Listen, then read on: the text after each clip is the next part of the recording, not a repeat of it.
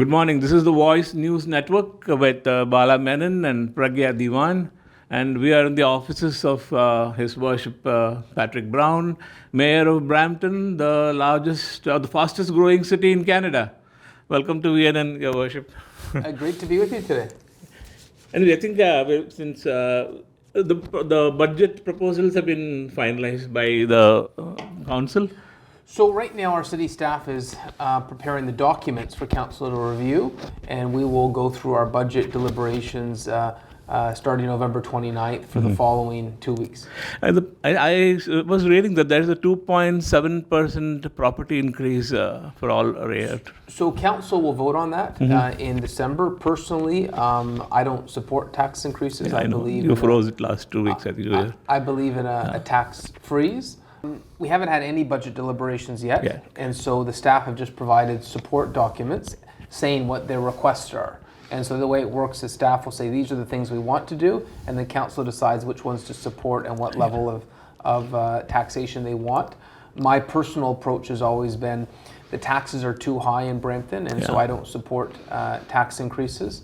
We'll have a robust discussion at council, and we will vote on this in usually the second week of December.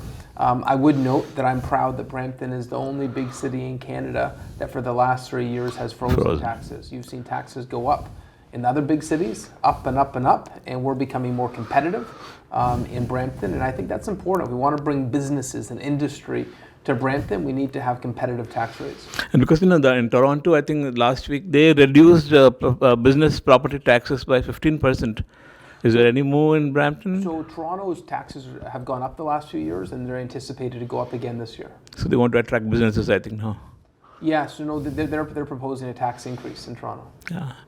This about this Ryerson School of Medicine. Have plans been finalized? Budgets allocated for that?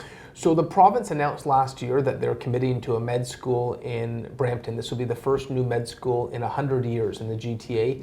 Very prestigious, a big win for the city of Brampton. And we're excited to have a med school in our city. Right now they're working on the study to find out where it goes, the type of medical programs they want to teach. Is it going to be more community-based or more specialist-based?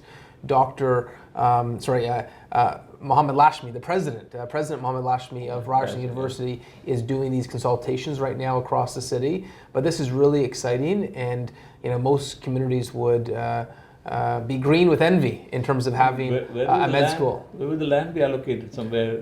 So that's what Ryerson is doing the study on now to determine where in the city it will be.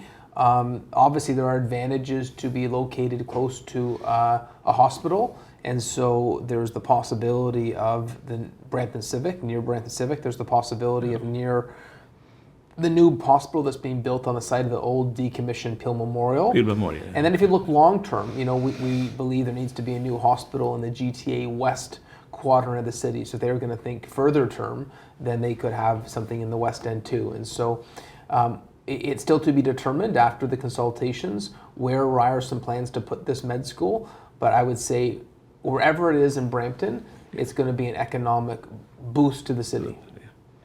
And let's talk about the Riverwalk project. How is it progressing?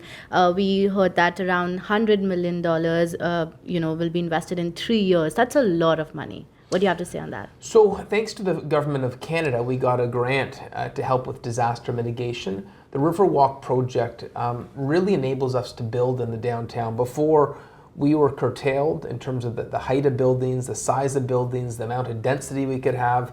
It really made building very difficult because we were on a floodplain, and additionally, there was concerns over, we have some regular serious floods in downtown Brampton, and you sort of have to prevent against those. It's why building was not permitted.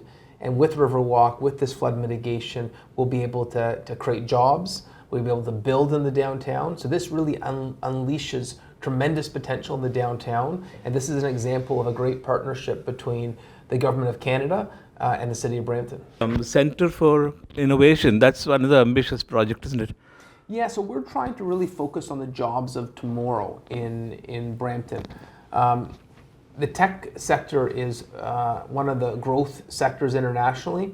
A few years ago, I was touring T-Hub in Hyderabad, India, and I was blown away by the tech ecosystem that was flourishing there. And so we're trying to really replicate that in Brampton. We have Beehive, which is the International Startup Hub. We got the Center for Innovation, which we're going to design stage on. And we're really going to focus on these tech jobs. I should note that it wasn't too long ago the Government of Canada awarded us a grant for our cybersecurity catalyst. Brampton's becoming one of the leading cities in the world when it comes to cybersecurity training. They had the Canada-US Cybersecurity Conference, not in Washington, D.C., not in Ottawa, in Brampton. And so we're really focusing on this niche market of tech jobs. And so when you think of major tech sectors and people think of, California or Seattle, they're going to start thinking about Brampton as well. Okay, so the next question is about the new electric and other buses that the city is about to buy. So do you think there's enough ridership in Brampton? So Brampton has the fastest growing ridership in the country. Which is exciting, but we need to make sure we have a modern transit system. So I want to expand our LRT so it connects into the downtown. We're going to have rapid bus transit on Queen Street. But we're also doing something else, and that's electrifying our entire transit fleet. We're going to have the greenest, cleanest transit department in the country. We'll be the first big city to completely transform our buses into electric vehicles. This saves huge cost when it comes to paying for the fuel, but it also reduces carbon emissions. We're going to be an example for other cities, and I think we should be. And I think that there's one obligation that our generation has to the next. It's to pass on the same clean, beautiful environment. And I want us to be good stewards of the environment in Brampton. I want us to be an example. And I'm excited that this council, with the support of other levels of government, is really moving ahead with a green agenda that really shows what's possible. We have an ambitious plan to reduce greenhouse gas emissions by 80%. And what about this? There's a report saying there's a growing crime rate in Brampton. The challenges we have in Brampton are similar to the ones we have across the GTA. It used to be that gang activity was predominantly in the city of Toronto. But what we've learned in the previous years is gangs don't reflect don't care about postal codes or municipal boundaries. And we've seen a level of gang activity that, whether it's preying on the trade, the trafficking of drugs or guns, and now even there's syndicates that are stealing cars. But we've got the right chief of police and Chief Nishan, who is going after these criminal syndicates. And I asked the public for their confidence in Chief Nish, because I believe we've got the right chief, and he's going to break apart these syndicates. How was the relationship of Brampton with the provincial government now? And your personal relationship with Premier Ford? So we've got a good relationship with both levels of government right now.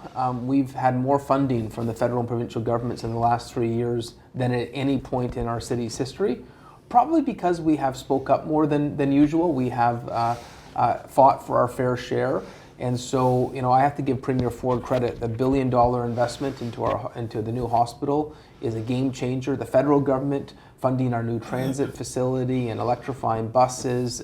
We're getting some big wins with both levels of government. Yeah. And part of that is building a productive relationship. When I was elected mayor, I said, I don't care if the people in power are from the red party, the blue party, the green party, the orange party, anyone that would work with the city of Brampton, I would work with. And I've been in regular contact with both Prime Minister Trudeau and Premier Ford. They happen to call me frequently, and I appreciate the fact that they're engaged on our issues of importance in our city.